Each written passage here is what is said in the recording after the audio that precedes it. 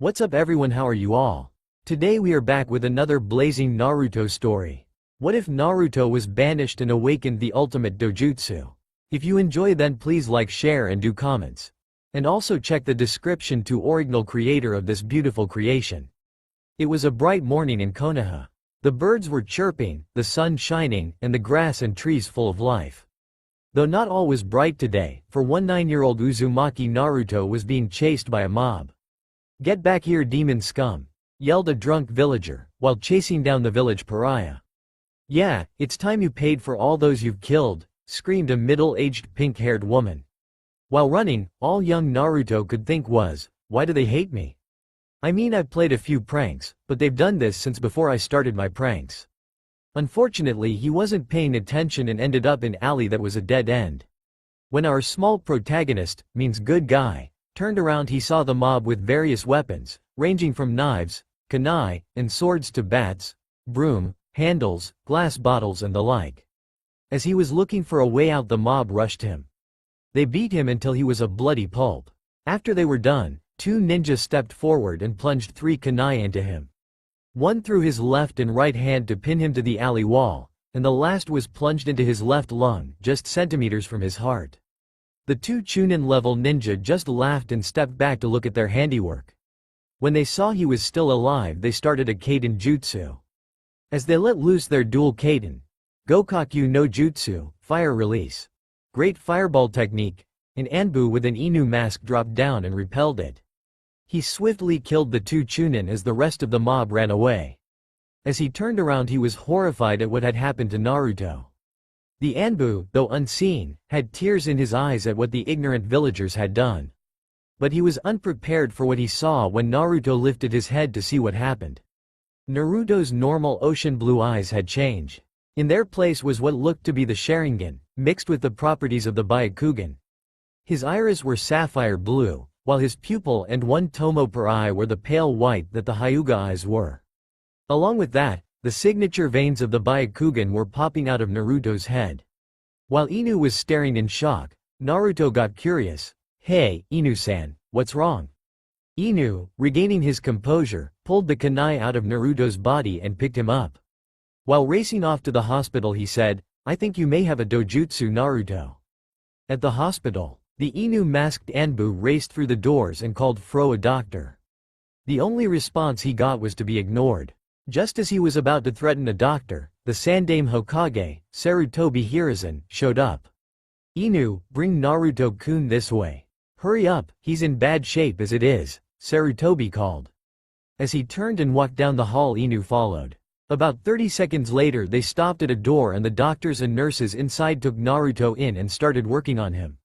Inu turned to Sarutobi and as he took off his Anbu mask said, "Hokage-sama, when I rescued Naruto, I saw something." His eyes, they change. They looked like a combination of the Sharingan and Byakugan, only a different color scheme. "I think he may have a dojutsu." Sarutobi sighed and turned to the Anbu. "Kakashi, he does have a dojutsu, but it can't get out yet. If it does, his life could be in danger." Turning back to watch Naruto through the observation window, Kakashi said, "But Hokage-sama, if this is a new dojutsu." "It's not a new dojutsu, but an old one. It's called the Sujougan, or Origin Eye. It is unheard of to most people. The exceptions being a few clans, and myself. It is the precursor to the Byakugan and the Sharingan. Though what its capabilities beyond what those 2 dojutsu's abilities are, is beyond me," interrupted Sarutobi. "So, what clan does this dojutsu belong to?" Kakashi asked. Sarutobi sighed and looked at Kakashi from the corner of his eye. "You aren't going to give up trying to find out, are you?" Sarutobi asked. In response, Kakashi shook his head indicating no. "Fine, Naruto's full and true name is Namikaze Uzumaki Naruto. He gets his Kekkei Genkei from his father's side," explained Sarutobi. "Sensei's son? How could I not see it? Sensei must hate me for not being able to help his son," Kakashi said in sorrow. Sarutobi looked to Kakashi and said, "Kakashi, it's not your fault. The civilian council would have stopped you anyway. I can only hope that Naruto can forgive his father and the rest of this village for having to bear the Kyuubi no Kitsune." Unknown to the 2 ninja, Naruto could hear them and broke down in tears.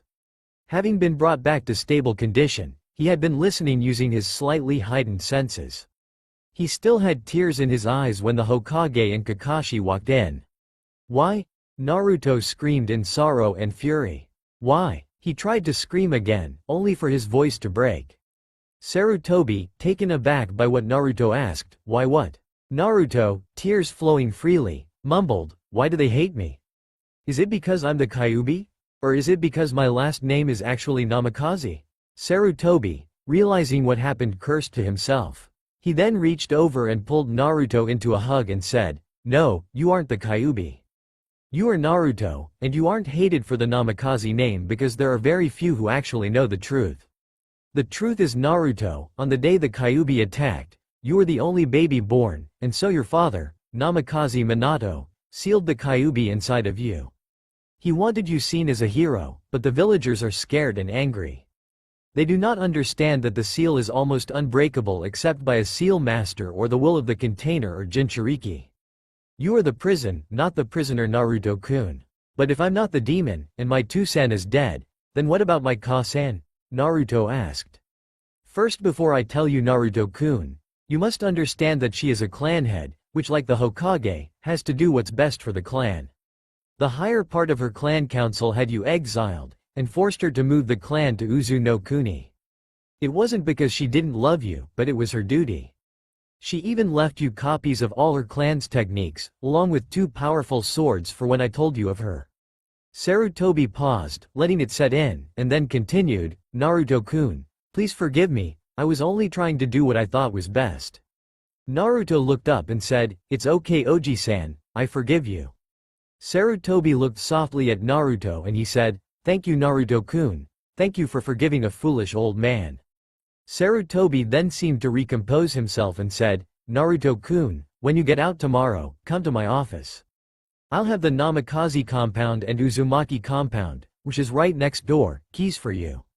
I'll also have the swords and scrolls your mother left for you, along with a few of the scrolls your father entrusted to me." And with that said, he turned and left, with Kakashi following after saying goodbye to Naruto. As soon as the door was shut, Naruto fell into slumber. When he opened his eyes, he was in front of a cage in what looked to be a sewer. What he heard from inside the cage was what sounded like crying. When he looked closer, he saw a red-haired female with large DD, and the perfect amount of curve to her figure, in a red kimono. Though the oddest thing about her was 9 orange tails flowing behind her, and her red eyes with a slit black pupils. When she saw him, she sobbed, and cried out, "I'm sorry, it's all my fault, you've had such a horrible life. I'm sorry, please." She was about to cry out to him again when she felt a pair of arms wrap around her. Shocked, she asked, "Don't you know who I am? I'm Kyuubi no Kitsune, the one who ruined your life. You should hate me, you should want to kill." Naruto cut her off by saying, "What's done is done is done. I forgive you." Kyuubi looked into his eyes and saw no deceit nor malice. She then hugged him back, crying while thanking him. "It's really no problem, Q-chan. But if it's not too much to ask, why did you attack Konoha?" Naruto asked out of curiosity. Kyuubi looked away and said, "I was placed under a genjutsu by a man who reeked of snakes and another who was a one-eyed Uchiha. They put a double-layered genjutsu on me and sent me here, and the rest you know." Looking back at Naruto, she said, "I'm sorry, Naruto, if it wasn't for me you'd be happier, instead of living a miserable life." "It's not your fault, Q-chan," he replied. "But since you're a victim in this too, I'll find a way to get you out of this seal." Kyuubi had tears in her eyes again. "Naruto? Don't worry, Q-chan, it's a promise and I always keep my promises," he stated confidently. "Naru-kun, if you're doing all this for me, then I can do something for you," she said, wiping away her tears. "It would be like a bloodline that it's hereditary, but it wouldn't be all fun and no work. You're going to have work a little, but not as much as other have to. I'll also take the worst side effects from your Sujougan and remove or lessen them so that they won't affect you or your descendants." "Really, Q-chan? That's awesome. Thank you, thank you, thank you," he yelled while hugging her. "What's that gift you're going to give me?" Kyuubi smirked and said, "It's an enhancement of your body down to the cellular level. It will allow you to strengthen your muscles at a much faster rate, while also making you have basically superhuman agility, enhanced speed, and muscles that perform at 3 times that of average humans." "That's so cool, Q-chan. When can we get started?" as soon as you go back to sleep. This will be painful. Also, you'll have enhanced senses, so be careful when you first wake up. You'll have to adjust to it. Naruto started to fade away and he said, "Good night, Q-chan. See you later." 4 years later. It has been 4 long years since Naruto found out about his parents and clans. Today is a big day for our hero.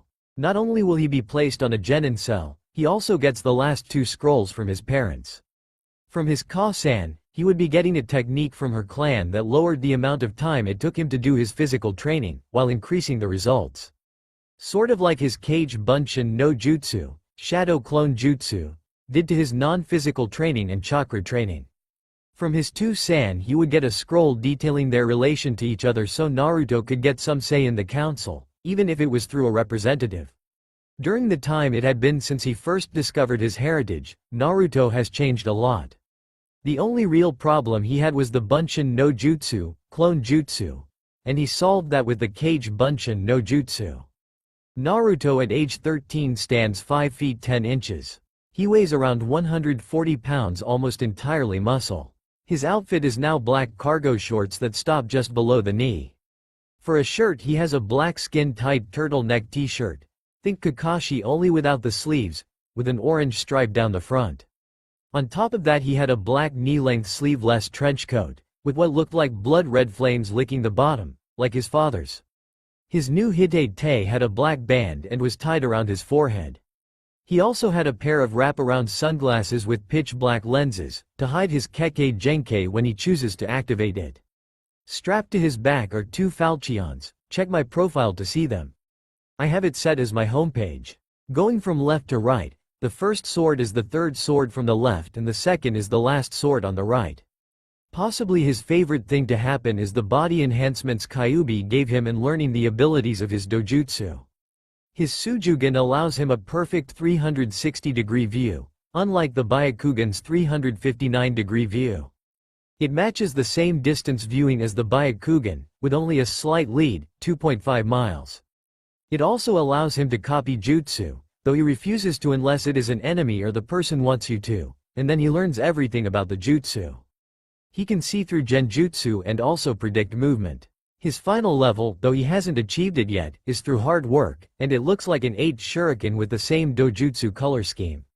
His powers at that level include a powerful attack aligned with his affinities, a genjutsu that uses your worst nightmares to kill you, and a body transformation that makes you almost unrivaled in taijutsu. The drawbacks are he can only use the attack 5 times, normally 3, but he has higher reserves, before his chakra is out. His genjutsu will have slight effects on his mind for a day or 2 afterwards, depending on the nightmare, and finally his body would be extremely exhausted and he would be unable to move effectively for a day or 2 depending on how long he maintains the transformation. Beyond that he can send out chakra pulses that damage the body. His taijutsu style is a mix between the Goken and Gentle Fist. He has learned a few jutsu, mostly wind, water and a few fire jutsu. The only genjutsu he knows is how to make others experience his memories and he needs his dojutsu activated to do it. His chakra control is still deplorable. But back to the matter at hand.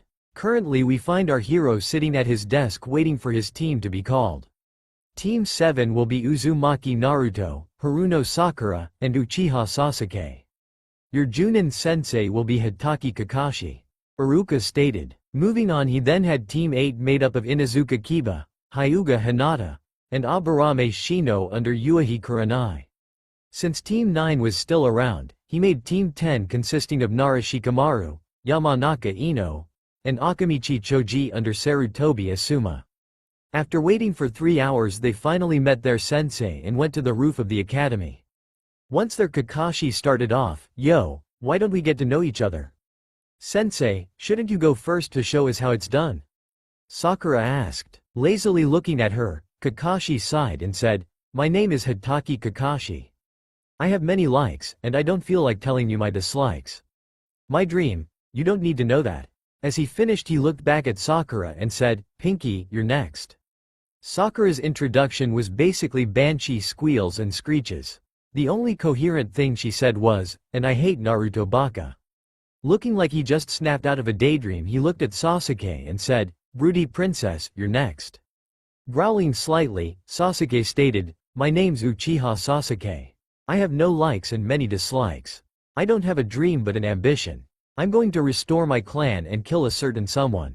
Still acting like there's not a care in the world, he pointed to Naruto and said, "Okay, and finally you blondie." Sighing, Naruto spoke, "My name is Uzumaki Naruto. I like ramen, training, learning new techniques and attempting to make new techniques.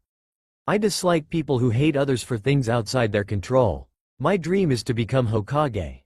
Kakashi, knowing his duty for the day was done, closed his books and told them to show up at training grounds 7 at 6 a.m. He also told them not to eat breakfast and then, with a Shushin no Jutsu, body flicker jutsu.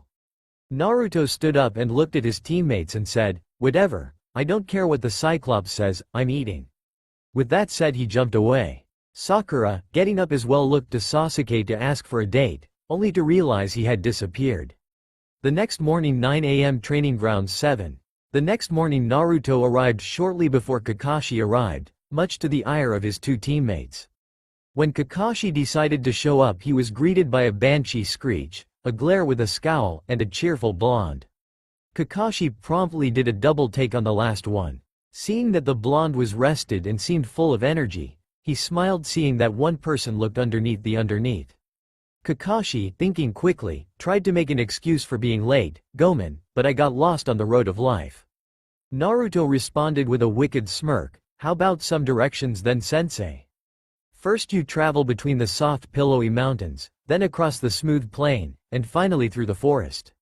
Needless to say, his teammates were clueless and only Kakashi caught his meaning. "Okay, if you can guess what it means in the reviews, then you get a cookie." Kakashi decided that was enough chatter and produced an alarm clock and 2 bells, which he tied to his waist.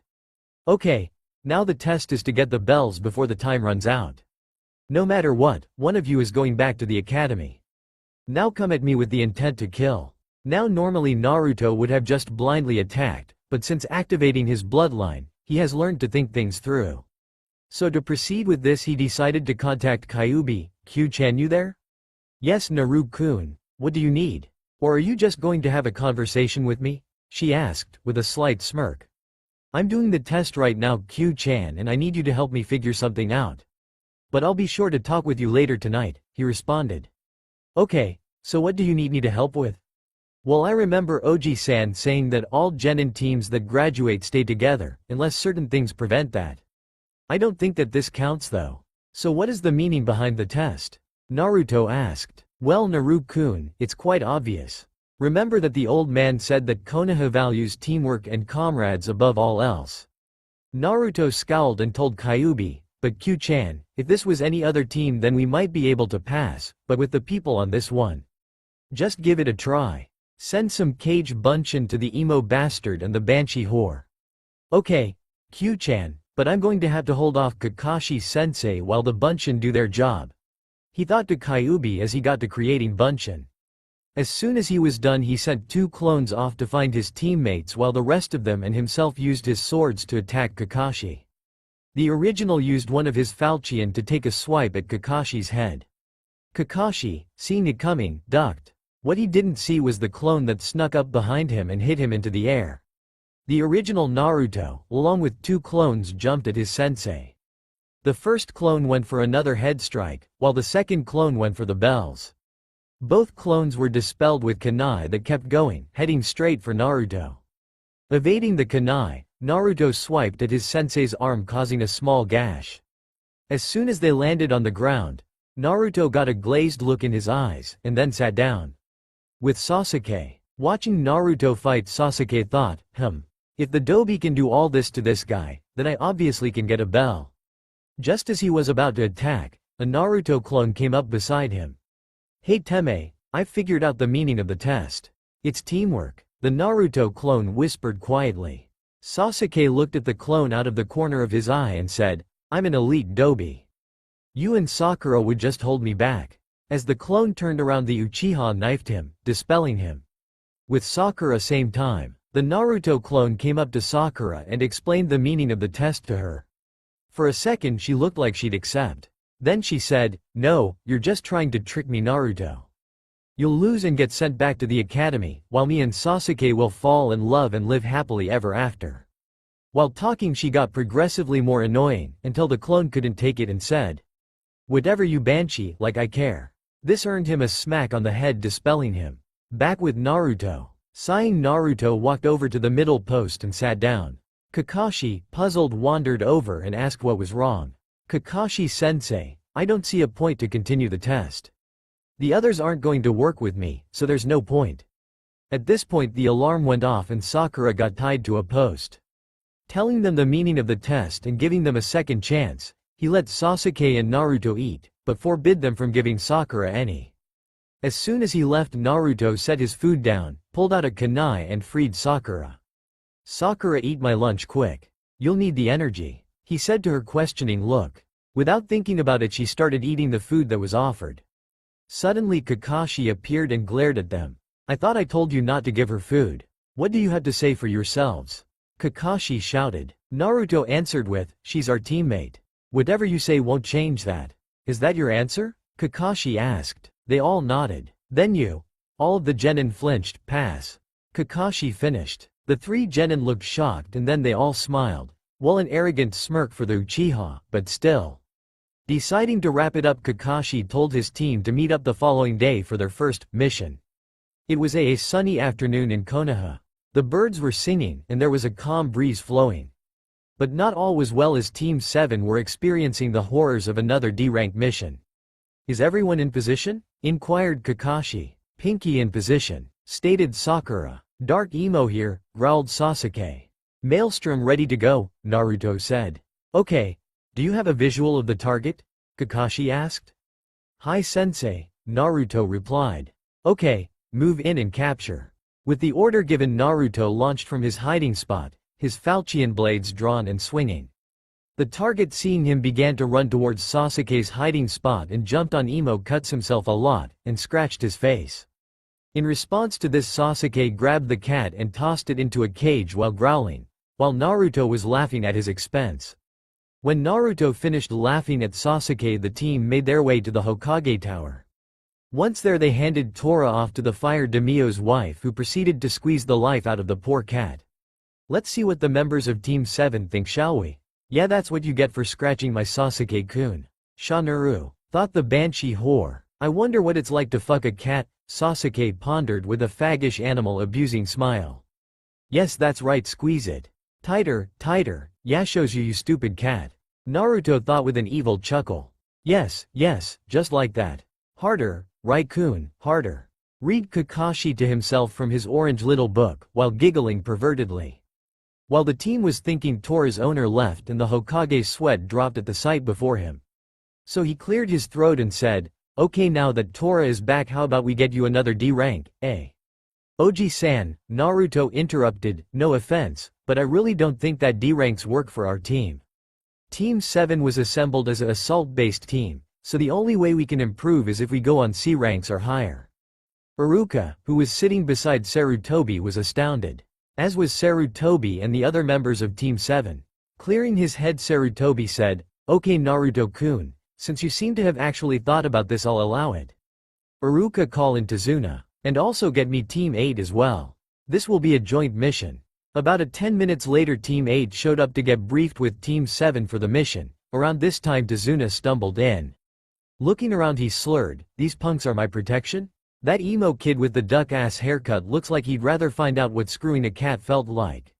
At this, Sasuke tried to kill the bridge builder and Kakashi held him back. During this time Naruto and Kiba just laughed. Naruto spoke up and said, "Okay Oji-san, he passes. He's got the right mindset." Kakashi eyes smiled and said, "Okay, we leave from the north gate at 7 a.m. tomorrow morning."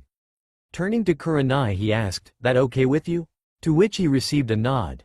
After being dismissed, Naruto walked down the road while talking to Kyuubi. "That was a brilliant thing you had me say at the tower. I can't believe they bought it." He snickered. "It wasn't that hard, Naruto-kun. Now why don't we go find some chakra weights so you can do your physical training while on the mission? Then you can go pack and then we'll start working on that final jutsu your Ka-san left you." She replied, while also snickering at the torture she had planned for his physical training. For some reason Q-chan, that snicker has me scared. Naruto said, as a shiver went up his spine. Okay, enough of that. Kyuubi said, now get going to a shinobi shop and get those weights I told you to grab. Fine, I'm going. Naruto replied before cutting the mental link. After a bit of walking and getting thrown out of stores, Naruto stumbled upon a shop called the Wolf Claw Shop. I don't know who started this, but whoever did, it wasn't me. As he entered the shop he noticed a brown-haired man with brown eyes leaning on the counter. The man, noticing Naruto, stood up to greet him, while also giving Naruto a better look at the man. The man seemed to have broad shoulders and was around 6 feet 2 inches. Hey, welcome to the Wolf Claw Shop. My name's Dustin, Also not mine, but whoever did create him, I don't know. Everyone uses him. He's like a $2 hooker. How can I help you today? The man said. A little nervous, Naruto asked, you do know who I am, right? Yeah, you're Uzumaki Naruto. You're quite famous, you know. Dustin replied. So why haven't you kicked me out of your shop? Easy Gaki, I know the difference between a kunai and a scroll. Dustin stated with a smirk. What a relief. Okay, what I need is a set of chakra weights. Also I'd like to restock my kunai and shuriken while I'm here. Do you have those? Naruto rattled off as he went over his mental list, that he had to have Kyuubi retell him. Of course, just give me a second. I'll get my daughter to get your kunai and shuriken while you and me go and look at the weights. He said as he walked to a staircase. Looking up it he yelled, hey Tenten, come down here and get a standard amount of kunai and shuriken ready for a customer. From up the stairs Tenten yelled back, fine, I'll be down in a minute. After that, Dustin led Naruto to the back of the store where he kept training supplies and weapons. Looking at Naruto, Dustin asked, so what do you want the weights to do?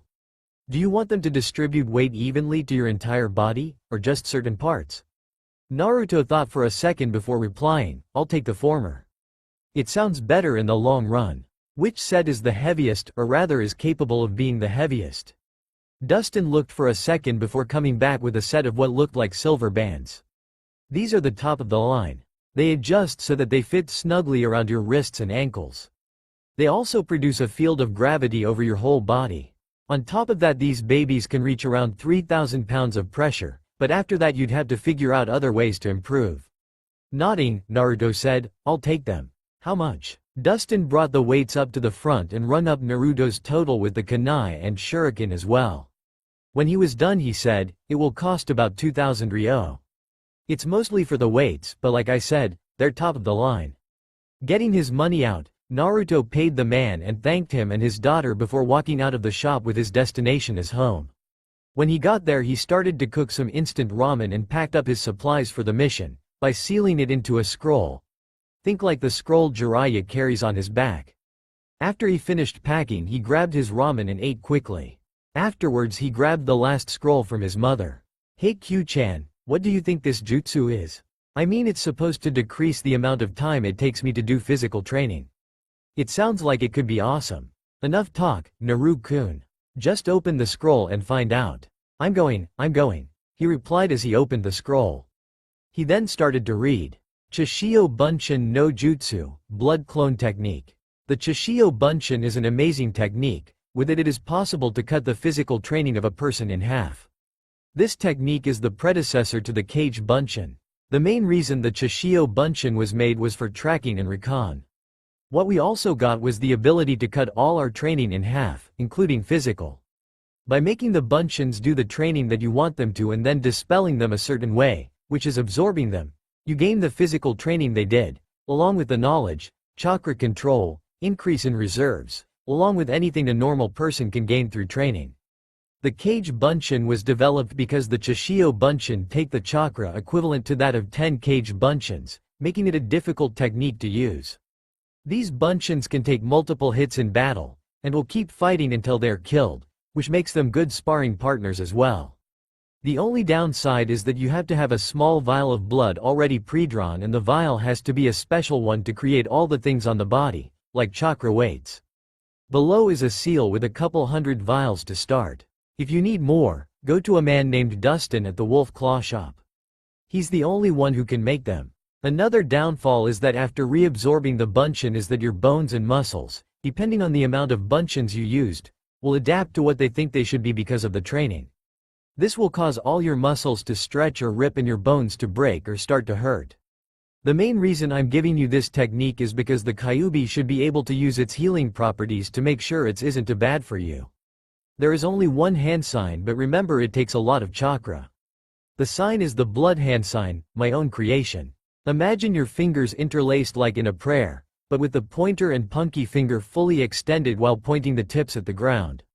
To dispel and absorb the bunchin, simply use the same hand sign but point the tips towards the sky. The whole scroll above was written by Kushina. Well, that's fucking awesome, don't you think, Q-chan? And here I thought that the mortals forgot that technique. Oh well, that just means your training will move along much more swiftly. Now go practice the technique and fill at least 30 vials, but only use 10 for now. The others we will use on the mission. And have one run 15 laps, another do 200 push-ups, another do 200 sit-ups. Then have 2 practice taijutsu. Have 2 more practice kenjutsu. And have 1 practice throwing and the other 2 dodging. Kyuubi said. Okay, Q-chan. He thought as he filled the vials with his blood. Strapping the vials together, Naruto charges enough chakra for 100 kg bunchins. 1 Chishio bunchin takes the same amount of chakra as 10 kg bunchins. So by making 10 Chishio bunchin he needs the equivalent of 100 kg bunchins. He performs the hand seal and tosses the vials of blood on the floor, breaking them, and they formed into clones. Okay guys, you know what to do, now get to it. Naruto said. About an hour or 2 later, Naruto had absorbed all the clones, causing him to grow tired. So doing the logical thing, he passed out on his bed. The next morning, waking up, Naruto's body still hurt slightly. Finding it weird, he decided to go talk to Kyuubi directly, via going into his mindscape. Closing his eyes, he drifted off, and when he opened his eyes he was outside of a house in the country. Since he met Kyuubi he has changed his mindscape for her. Walking inside he calls out, "Hey Q-chan, you there?" Seeing that he got no reply, he walked up the stairs and towards the bedroom Kyuubi chose for herself. Looking inside he found Kyuubi asleep and curled up with a picture in hand next to her face. Deciding to get a better look at this new picture, he found it was a picture of him smiling. Leaning down he brushed a strand of hair from her face and kissed her forehead and said, "So this is why you call me Naru-kun, eh?" Well, I can't say the feeling isn't mutual, but what could she see in him?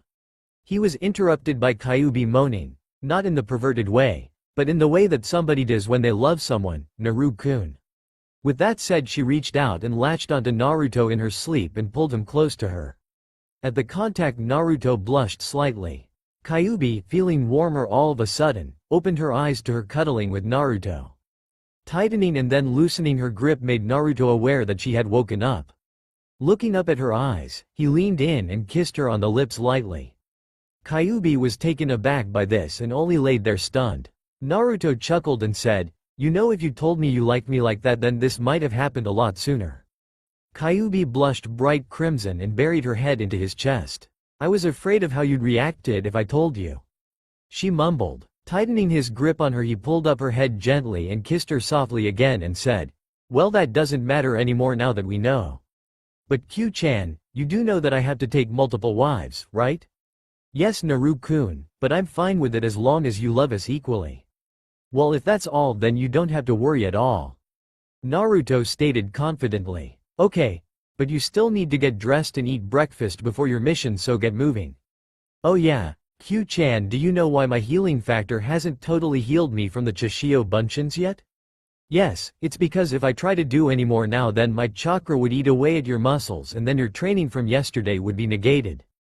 In time you should be able to handle me healing your injuries with more chakra." "How long is that going to take?" Naruto asked. "About 3 to 4 months, why? So I can't use this technique for 3 to 4 months? That sucks. You can use it, but you'll have to keep it limited to 5 to 7 bunchins, or just accept the slight aching and use 10, and then when you can handle more of my chakra, you can make more bunchins." "Okay, thanks Q-chan, see you later," Naruto called to her as he faded from his mindscape. Opening his eyes back in the real world, he decided to get out of bed. Looking towards the clock, he saw it was 6 a.m. Seeing as he didn't know if his sensei would be on time for the mission, he decided to quickly eat some ramen and get dressed. He wore black cargo pants along with a black sleeveless turtleneck, again think Kakashi's shirt only black and sleeveless. He was wearing his sleeveless trench coat, and he decided to wear combat boots instead of sandals. His 2 chakra leg weights were already attached and set for 50 pounds each. He's able to handle it because of his Chishio Bunshin's workout. His weights for his arms were also set to 50 pounds apiece and were on his upper arms. Remember, chakra weights create a field around the whole body. The weights just need to be on his limbs to work right. Liking his outfit, he put his black kunai holster and black shuriken holster on. He then checked the seals on his neck to make sure they still held his swords. Did I forget to mention that? If I did, the seals look like a white dragon for his Kei's no Ryu. That would be his second sword, which is in the picture in my profile. It's the one with a lot of holes in it. And a yellow dragon for his Rai no Ryu. This would be the first sword I told you about. It's also in the picture in my profile. It is red and silver with 2 or 3 spikes on the blade. After he checked those, he grabbed his scroll and put on his sunglasses and locked up and left to get to the north gate. When he got there, he was surprised to see his sensei already there. The reason he was surprised was that his sensei wasn't just there on time, but he was also 5 minutes early. Being suspicious, he said, "If you're really Kakashi sensei, then you can tell me what move you used. That's for humiliation tactics." Answer. Looking confused, Kakashi said, "Senin Garashi. I'm not that bad, am I?" Letting out a sigh, Naruto said, "Sensei, you really scared me being here early." Sakura and Sasuke showed up a little later, and when they saw Kakashi they both got on guard. Seeing this, Naruto said, "I already tested him, he passed." Kakashi said, "Hey, I'm not that bad." His 3 genin just stared at him until he pulled out his book to hide his anime-styled tears. While this occurred, Team 8 and their sensei showed up. Looking confused, the 3 genin of Team 8 looked at Kurenai, who said, "Just ignore it." With that said, the group of 9, Team 7 and Team 8 plus Tazuna. About 5 hours later, the 2 teams and Tazuna could be seen walking down a trail to Nami no Kuni. In front was Sakura, who was raping Sasuke with her eyes while asking him for dates. Sasuke was still pondering about having intercourse with a cat, but decided he'd rather fuck a snake. Are we seeing the future being predicted? Behind them on either side of Tazuna was Kiba, Shino, and Hinata was walking to the right of Shino. Shino and Hinata were quiet, and Kiba was talking to Akumaru. Someone has a screw loose. JK. Behind them was Naruto talking casually with Kyuubi in his head, and Kurenai was glaring at Kakashi for reading his Icha Icha Paradise. Up ahead was a puddle in the middle of the road. Out of the group, 4 people saw it. They were Kakashi and Kurenai, who both lagged a bit behind when they noticed it to gather info. And the other 2 were Shino, whose bugs warned him, and Naruto, who had activated his Sujougan when Kyuubi told him there was a bit of chakra in the air. When most of the teams had passed, 2 Kiri Nukanen jumped out of the puddle and 1 killed Kakashi with his chain, while the other captured Kurenai with his. Seeing Kakashi getting killed, Sakura screamed, and Hinata gasped. Naruto had already unsealed his Kei's no Ryu and had it ready, and Shino's bugs were flowing around him. Kiba was growling and Sasuke was moving his hand to his kunai holster. The Nukanen who captured Kurenai looked at her with a perverted smile and said, "Hey brother, we've caught a real looker. Once we're done, how about we have a go at her?" His twin smirked and said, "Yeah, can't wait." Thinking they were distracted, Sasuke attacked only to get kicked back. Reacting quickly, Shino sent his bugs at the twin who had killed Kakashi, while Naruto charged chakra into his blade and slashed the chain holding Kurenai, cutting clean through it and freeing Kurenai. When Naruto landed between Kurenai and the Nukanen, his hair shadowed his sunglasses. He looked up and said, "You are a disgrace to humankind. For the crime you were about to commit, I'll end you." He yelled the end and charged the Nukanen. The enemy, seeing this, prepared his clawed gauntlet and threw his arm forward, intending to impale Naruto. Seeing this, Naruto angled his blade to slide along the gauntlet, getting his arm cut in the process, and cut the man's arm off. Seeing his enemy on the ground dying, Naruto was merciful and swung his blade down on the Nukanen's neck. Meanwhile, Shino's opponent tried to get past Shino to charge at Tazuna, but a few steps past he collapsed. After downing his opponent, Shino tied him up. After that happened, everyone heard Naruto yell. Turning just in time, they all saw him lop off the enemy's head. Walking out of the forest, Kakashi said, Good job Naruto, and you too Shino. Shino nodded in reply while Naruto was pale and didn't respond. Kakashi then went up to Tazuna and started questioning him. Tazuna eventually told them about the bridge and Gato. During his sob story Naruto started to respond a little bit and looked over at Kurenai and said, "Kurenai-chan, you okay?" He didn't notice his slip of tongue, but Kurenai did and she said, "I'm fine, but are you okay? You should probably get that cut checked out." "No, I'm fine. My condition already caught the poison." Realizing that Naruto was pale because he made his first kill, Kurenai said, "Naruto, you shouldn't feel bad. It's a part of the job, and if you didn't then they would have killed everyone, along with raping me." She had to pause from the disgusting thought.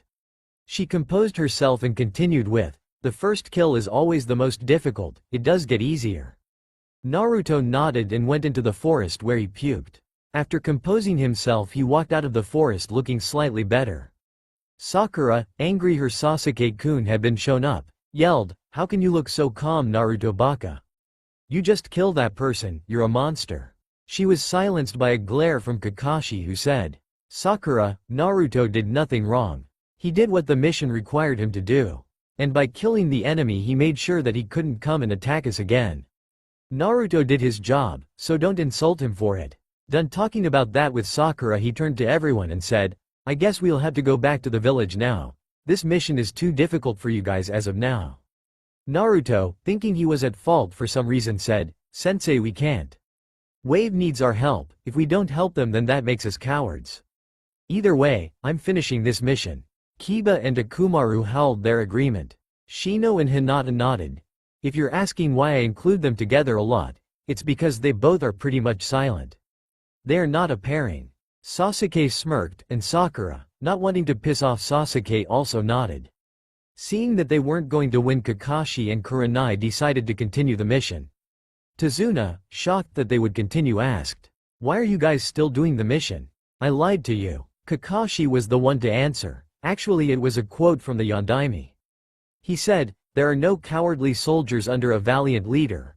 While saying this both he and Kurenai thought of Naruto beside the Yondaime. Kurenai then had a look of shock on her face. She had just realized how much the Yondaime and Naruto looked alike. Seeing as his pause was long enough for the dramatic effect, Kakashi said, "Since we still have some time, why don't we continue for an hour or two and then set up camp?" A couple of hours later the group stopped in a small clearing. Kakashi immediately divided up the work. He had Hinata, Sakura, and Kurenai set up the tents. He had Shino and Naruto gather some wood and had Sasuke make a fire. He stayed on guard in case they were attacked, though he wasn't expecting one this soon. Since there was a lot of wildlife in the area he had Kiba and Akumaru hunt some game for dinner. After about an hour everyone was sitting around the fire eating. When they were finished Kakashi stood up and made a watch schedule. "Okay, first up for watch is me and Sasuke, then it's Sakura and Kiba. Followed by Hinata and Shino, and finally Kurenai and Naruto. We will all have 2-hour shifts, except for the last shift which will have a 3-hour shift so we can break down the camp in the morning. Any questions?" Everyone shook their heads in the negative. Seeing this he said, "Good, now get some sleep."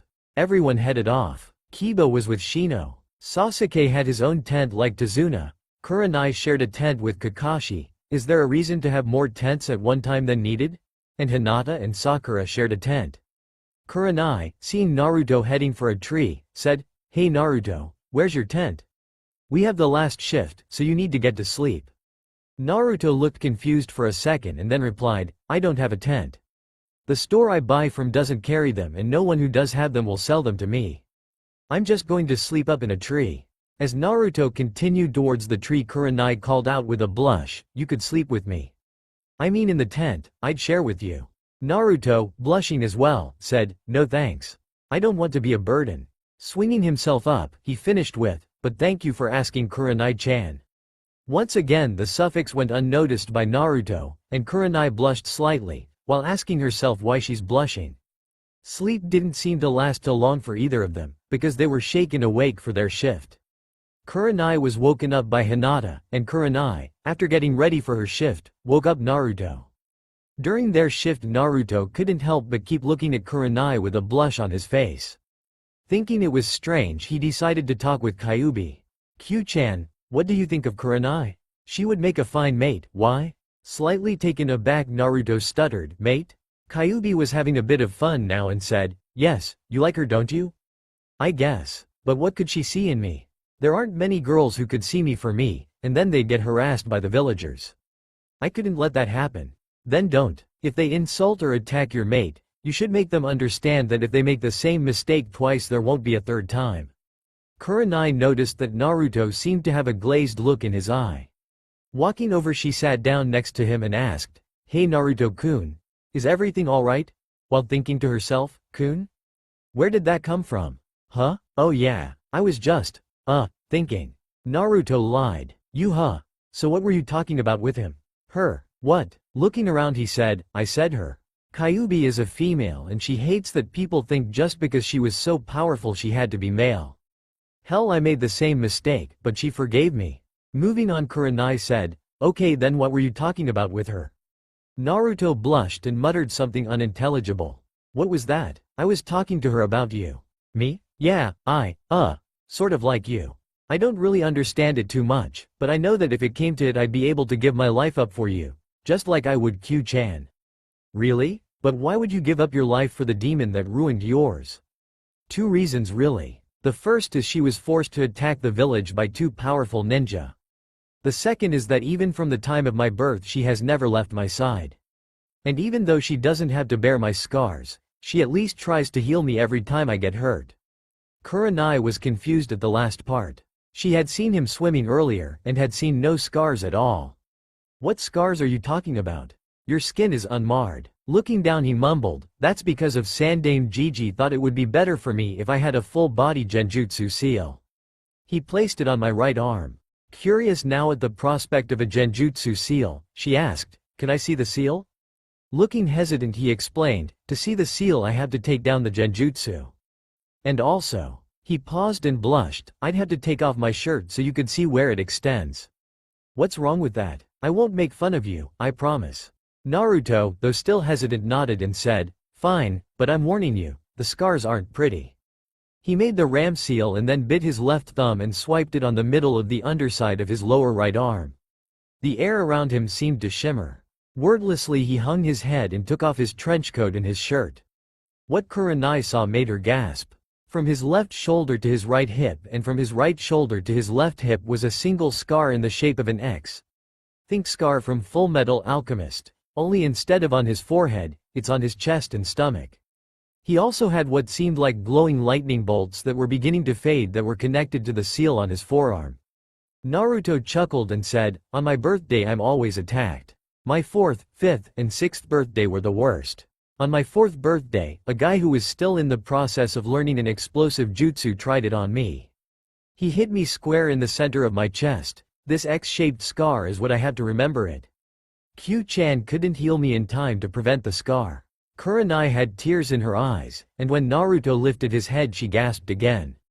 On his left cheek was a cross-shaped scar. His right eye had a scar going through it vertically along with a second, smaller scar that came from the right of his right eye, and seemed to disappear into the right eye. Kurenai, now shaken by what she was seeing, stuttered, "What about the other scars?" Naruto replied, "The cross-shaped one I got the same time I got the vertical scar over my right eye. My eyesight was damaged, so Q-chan ignored the gashes on my cheeks and focused solely on repairing the eye. It happened on my 5th birthday. Though even that fails in comparison to what happened on my 6th birthday. I'm lucky the attack weakened the seal enough to allow more of Q-chan's chakra out. If the seal had stayed as strong as it was, I would have lost my right eye. The Tamiz actually cut out my eye. The seal weakened at the moment it happened. My eye grew back and Anbu showed up and killed the bastards responsible. Since then Q-chan has been able to keep my body relatively unmarred by scars. Only when I get serious damage will I get a scar." As he finished he put on his shirt and trench coat again. When they were on he put the seal back in place and his scars shimmered for a moment and then disappeared. What happened next shocked him. He figured Kurenai would be disgusted, but she reached over and hugged him. He came out of his state of shock when he felt a wetness hit him. Looking at Kurenai he saw tears in her eyes. Seeing this, he wrapped his arms around her as she buried her head in his chest. He was content to just sit there with her in his arms when she suddenly spoke. Naruto-kun, I like you too, but the age difference. I don't want you to be looked down on by the villagers any more than you are now. Naruto smiled, and his eyes had tears in them, and he pulled her into his lap and kissed her forehead and said, if the villagers don't like it, then they can screw themselves. But I had to tell you some things before you and I can be together. You see, everyone knows what I contain, but only a few know my full name. My name is not Uzumaki Naruto. My actual name is Namikaze Uzumaki Naruto. I'm the last of the Namikaze, and I have a Kekkei Genkei. I'm sure you know what that means, but if you don't, it means that I have to take a certain number of wives. I actually have to take 4 women as my wives. You have to have a harem? Kurenai questioned. Thinking that Kurenai was angry at him, he quickly said, it's not like I want one. It's because I'm one of, if not the last user of my dojutsu. It's why I wear these sunglasses, so people won't notice that I have it. Sandame Gigi told me that I would be forced to have one. At the moment I have one woman who knows and accepts this, and I'd like the second to be you. Trust me, I'm not in it just for the women. If I'm looking at someone I think is a potential wife, I ask my other mates first. We all have to agree on it before I ask someone. Curious on who his first mate was, Kurenai asked, so who is your first mate? Looking sheepish, he said, Q-chan is. I'm going to find a way to release her. I mean, she's a victim too. Kurenai just nodded and said, I'm okay with it then. But you have to promise to love us all equally. Smiling, he replied, hi, I know. Unfortunately, the two didn't know that their shift had ended already, so they were caught in an awkward position when Kakashi coughed to get their attention. Startled, the two spun their heads in his direction, but didn't separate.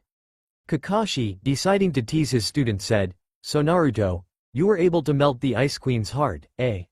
What he got for his question set them back 3 hours so Kakashi could recover from some mental trauma and injuries. The trauma was from a yaoi genjutsu that made him and Guy do that. And the physical damage from Naruto using a kunai to perform senin garashi moments before the genjutsu was cast. The move used would soon be dubbed the Eternal Yaoi Torture Jutsu, or in a yaoi fangirl's case, Eternal Yaoi Paradise Jutsu. The Sandame would have it classified as an S-rank combo technique. Anyways, back to the story. After all the teasing was done, they were all heading back down the road. Only Naruto and Kurenai were closer than before. They were telling each other about themselves. They continued like this until they got into wave where Naruto sensed some movement. He threw a kunai while activating his Sujougan. What he saw was a rabbit with a lot of chakra around it. His kunai hit above the rabbit's head, and he grabbed the rabbit when he retrieved his kunai. Sakura, needing to belittle someone, yelled, Naruto, are you trying to give us a heart attack? Look, you tried to hurt a little bunny. I bet you were just trying to impress me and show up, Sasuke. She finished, obviously delusional. Sasuke just said, HN, Dobi. Ignoring those two, he looked towards Shino and Kiba. These two are the best trackers with him, and Hinata pretty much tying for second with their eyes. But Naruto equaling Kiba and Shino with his enhanced senses from Kyuubi. He spoke to them in a quiet voice, you two see that? I could have sworn there was a tall guy there a second ago. To this Shino nodded, and Kiba growled in aggravation that someone was hiding. Kakashi seemed to realize that the rabbit was a substitute and then heard a whirling sound coming towards him.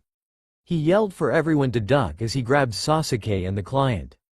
Shino pulled Sakura down. Kiba and Hinata were pulled down by Kurenai, and Naruto was too far away to be affected by the sword, so he got into a fighting stance as someone appeared on the sword and everyone picked themselves off the ground. Kakashi looked at the sword and the headband and said, so you're Momochi Zabuza, the demon of the bloody mist. I was wondering when someone would show up, but I wasn't expecting you.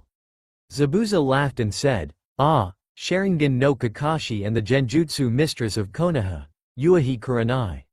No wonder the demon brothers failed. Now it was Kakashi's turn to laugh as he said, we didn't do that, it was Naruto and Shino, the two with the sunglasses, who took them down. Naruto killed his opponent and Shino subdued his. Oh goody, I was hoping that there'd be more than 1 or 2 real shinobi, but to have 3, what luck. Naruto, realizing that Zabuza had sent the demon brothers who were going to rape Kurenai, said, So you're the Teme who sent them. Receiving a nod from him, Naruto smiled and retrieved his blades from his seals and started to pull on Kyuubi's chakra while releasing his chakra weights. Then I guess you're the asshole I have to kill for letting those bastards try and rape my Kurenai-chan, he yelled his finish.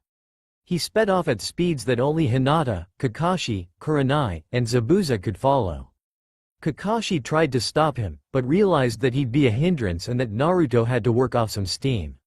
Zabuza was surprised. He was aware that the demon brothers liked to have fun, but he had ordered them not to this time.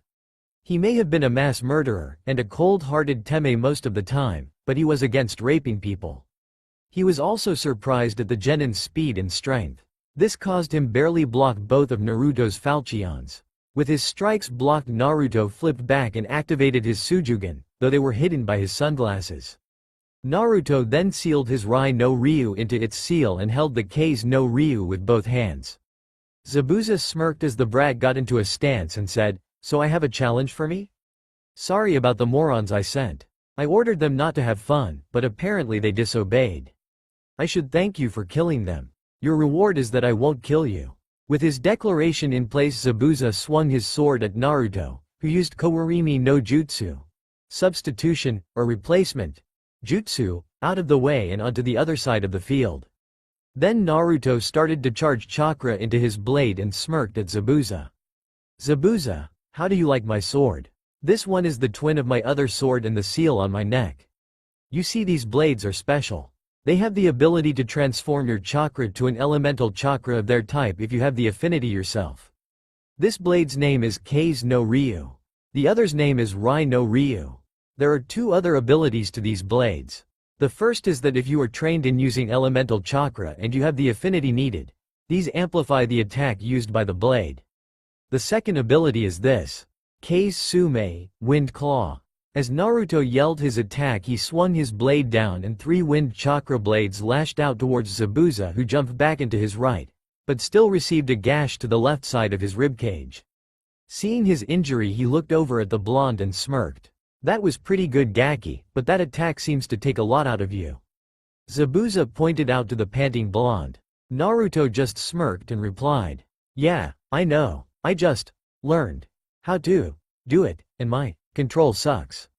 As soon as he was done, Zabuza launched forward and swung his sword down to cleave Naruto in two. Zabuza went to smirk and taunt Kakashi and the blonde about needing help when he noticed a genjutsu placed on him. Deciding not to waste time releasing it with Kai, Zabuza bit the corner of his lower lip and watched as the illusion disappeared and the sight of Kakashi and Naruto appeared on the sidelines. Kakashi, having retrieved his student, charged at Zabuza, who jumped onto a nearby lake and started doing hand signs, which Kakashi started copying with his Sharingan. When they had stopped, they both called out Suiden. Suiryuden no Jutsu, water style, water dragon projectile. Note, I'm of the belief that his team knew he had the Sharingan, and that Team 8 would have heard about Kakashi from either their parents or their sensei. Naruto knows what the Sharingan does simply because he has the Sujougan. Meanwhile, Sasuke was fuming at the blonde's superior speed and strength. "I should have that kind of power," and his swords. "I must have them, they would even be able to defeat Itachi." Sakura was also fuming at how her blonde teammate performed. "Damn him. He's just trying to show up Sasuke and impress me, so I'll go on a date with him." Not going to happen. Obviously the flat-chested whore was daydreaming yet again. Did I say that? The members of Team 8 also had some thoughts on the fight. Kakashi-san is good, and given time Naruto-san would be even better, thought Shino. Hinata was thinking, Naruto was pretty good, I guess I still need to get stronger. Note, she doesn't have a crush on Naruto, but uses him to measure herself. Kiba was amazed by how far Naruto had gotten. "I guess I gotta start training harder with Akumaru. Then I'll be able to fight Naruto and see who's the top dog in Konoha." Kurenai was proud of how well Naruto did, and since she was keeping him standing by letting him lean on her, she whispered into his ear, "Good job, Naru-kun, you got him good." To this Naruto just grinned. Back at the fight, Zabuza was finishing his Suiden, Great Waterfall no Jutsu. Note, I haven't found a list of the jutsu yet, so you'll have to deal with some English and Japanese jutsu until said time. When Kakashi finished his first The reason Zabuza was so slow was because he thought he saw himself behind Kakashi, and by the time he snapped out of it he was hit by Kakashi's sweetened, great waterfall no jutsu. The jutsu caused Zabuza to slam into a tree where Kakashi reappeared with a kunai to his throat. "Tell me Kakashi, can you see the future?" Kakashi responded with, "Yes, and your future is death." Just as he finished speaking, he was forced to jump back when two senbon needles pierced Zabuza's neck. After checking his pulse, Kakashi sighed in relief and covered his eye and said, "Well, it's over." The Oinin thanked Kakashi for the help and disappeared with Zabuza's body. Right afterwards Kakashi fell to the ground. Worried, the two teams and rushed over to him. What they received was Kakashi telling them that his Sharingan was a chakra sucker. Satisfied, Naruto pulled Kakashi onto his back and looked at Tazuna. "Hey old man, which way to your place?" Tazuna sighed in relief that he was still breathing and led the way. It was about half an hour after the fight with Zabuza that we find our hero and his companions at a medium-sized house. Tazuna was in the lead, with Naruto carrying Kakashi behind him, with the rest of the group following a few feet back. As the group reached the door, it opened to reveal a beautiful young woman with black hair and dark eyes. Tazuna, smiling now, yelled out, "Tsunami, my beautiful daughter, I'm back." Embarrassed by her father's actions she said, "Father, stop that, and who are our guests?" "These are the super ninja that protected me on my way here. They will be staying with us." Tsunami-chan. I believe family in Japan usually calls the younger members of their family chan and kun. If I'm wrong, please inform me. I need you to set up the two guest rooms for them. The boys will be in the room on the ground floor and put the girls on the second floor. Naruto, deciding that he'd rather not spend time with a brooding Uchiha, spoke up, "I'll stay on the roof if it's alright." "I could. Keep watch." "Yeah, that's it, alright." As he finished he was smiling and scratching his head in a sheepish manner. Tazuna just nodded, while Tsunami smiled and said, "Shinobi-san, why don't you stay in the room? It has to be more comfortable than the roof." Naruto smiled and said, "Oh, I just like being outdoors. Add that to the fact that the rooms are going to be crowded and that there should be a guard, then it makes sense for me to stay up there." Then mumbling under his breath, "Besides, at least I'll have some peace and quiet." Naruto was silent for a second before introducing himself and those in his group. Afterwards Tsunami led them into the house and showed them around before they gathered in boys' room. Kakashi, having just woken up, interrupted the conversations going on around him. "Hey, where am I?" he asked, puzzled before he remembered what had taken place. "Oh yeah, Zabuza. Hey guys." He greeted the others who acknowledged him with a nod. Kurenai, being the senior ninja while Kakashi was incapacitated, told him briefly about what had transpired since his fight. When she was finished, Kakashi said, "Shit. I knew I forgot something." Concerned, Sakura asked, "What is it, Kakashi-sensei?" Turning to her, he replied, "Zabuza is still alive." The genin were shocked and tried to deny it, but Kurenai nodded and said, "Yeah, now that I think about it, senbon needles can put the user in a death-like state, so it's not too hard to believe."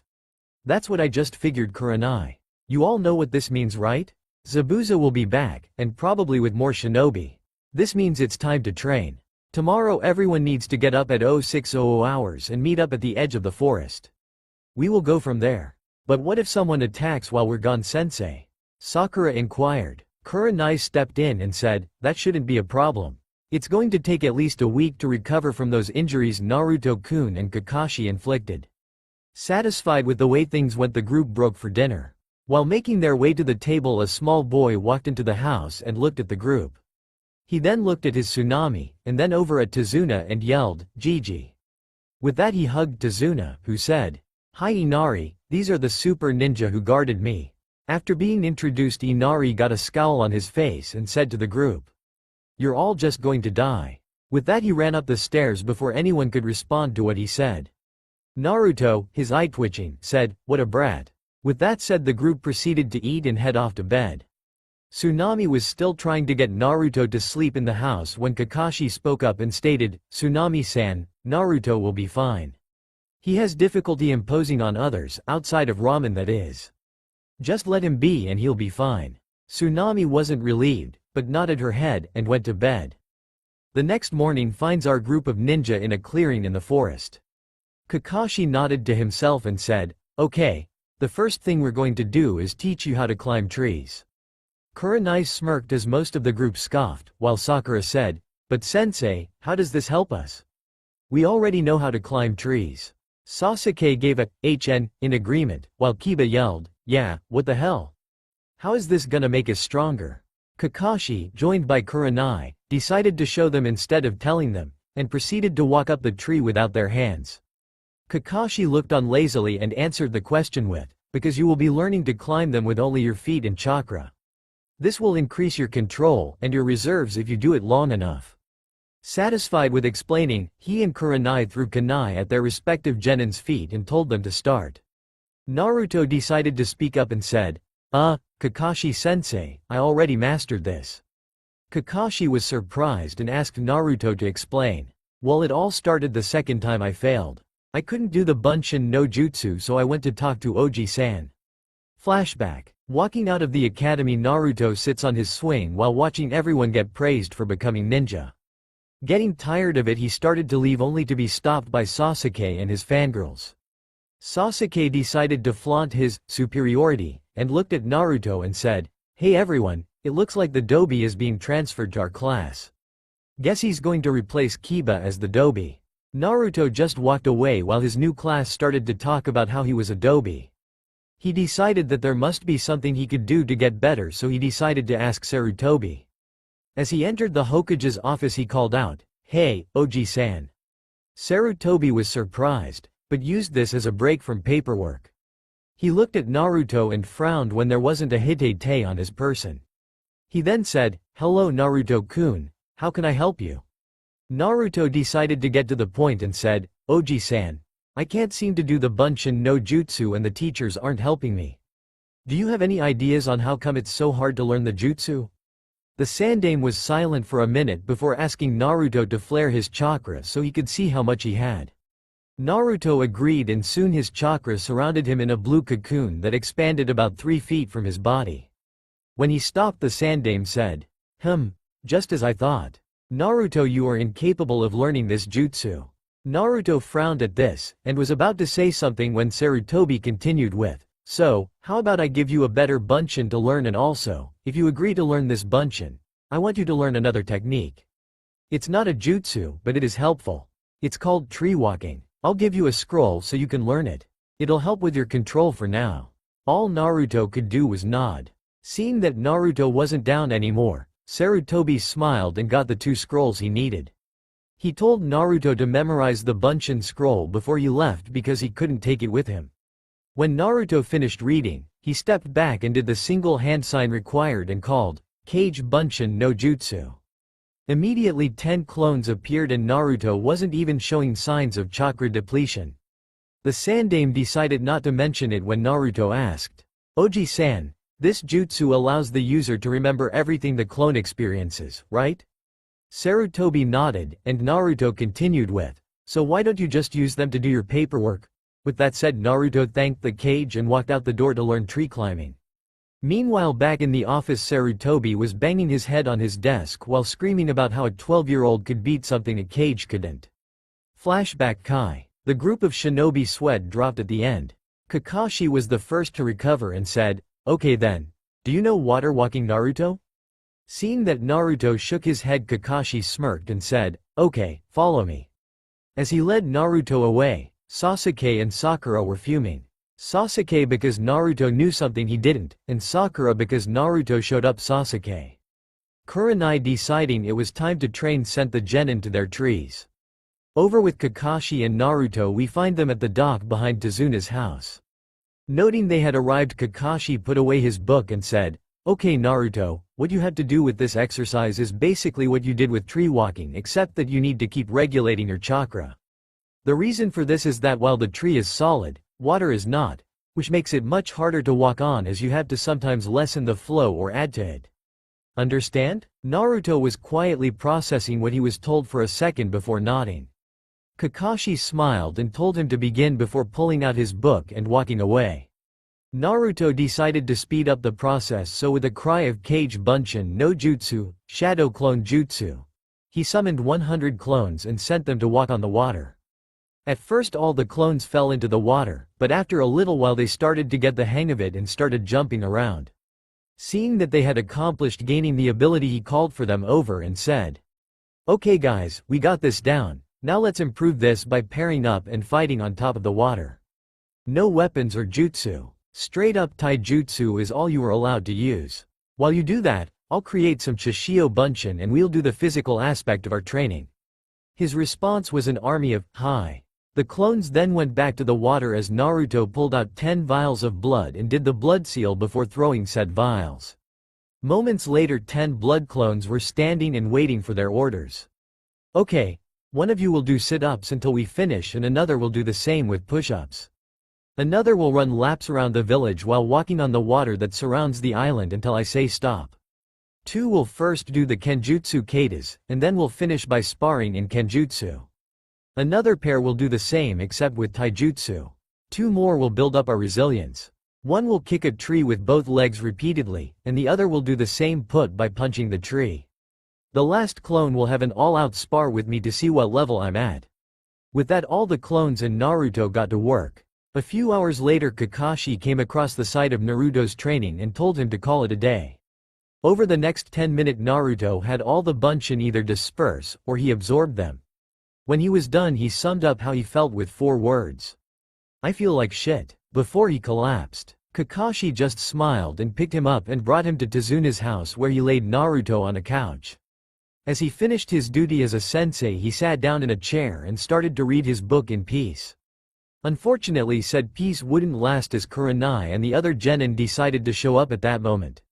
Upon seeing Naruto out like a light on the couch, Sasuke smirked and said, "I guess the Dobi just can't handle training, huh? Pretty weak if he knocks himself out with a chakra exercise." Sakura, wanting to impress Sasuke, or be a bitch, I'm not too sure, squealed, "Yeah, what a baka. I knew he couldn't compete with Sasuke-kun." Team 8, while having similar thought, though much kinder, were shocked at just how much Team 7 hated each other.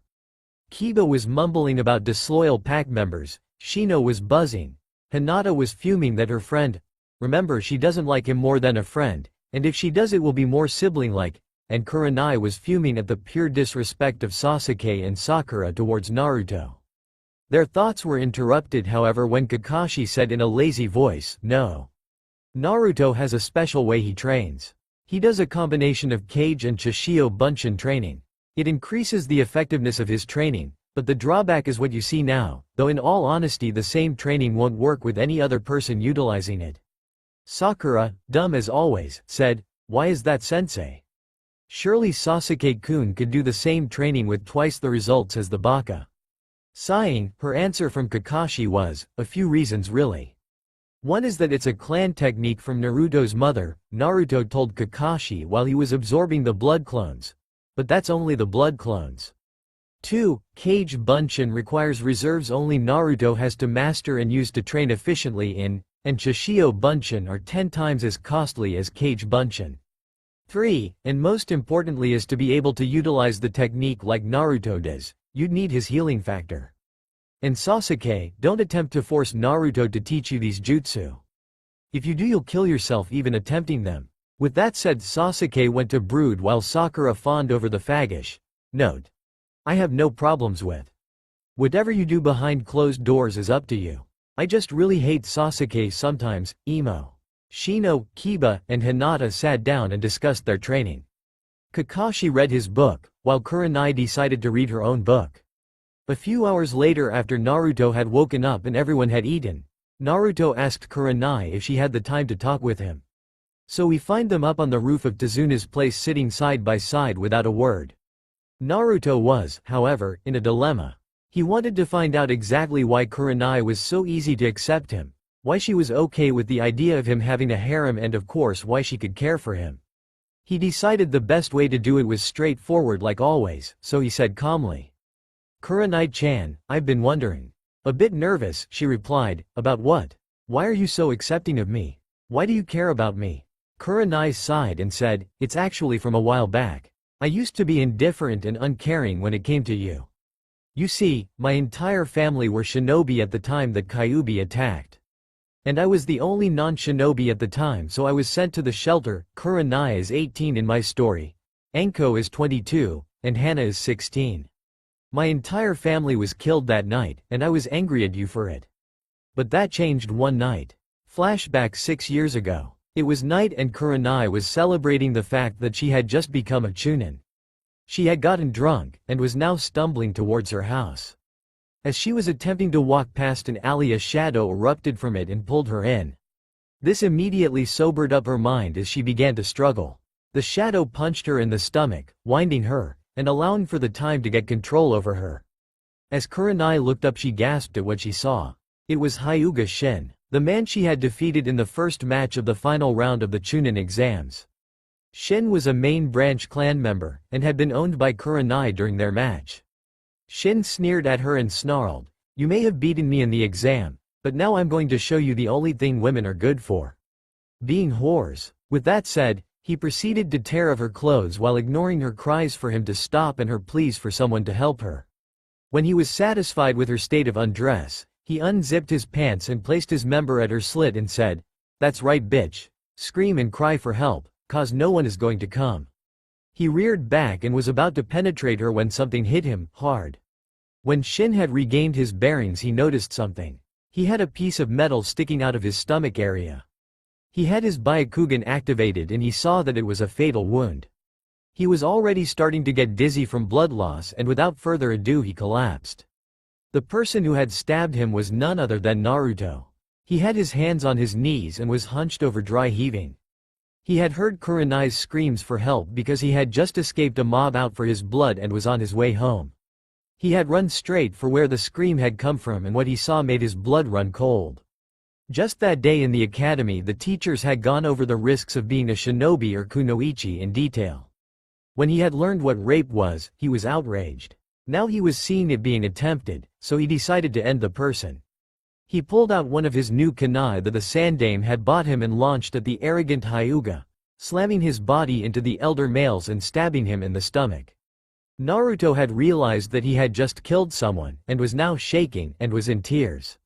He wasn't sad over killing the man as he had stopped the unknown woman's rape, but he had just killed a person. Kurenai, having already made her first kill, snapped out of what had just happened and moved over to Naruto and wrapped her arms around him.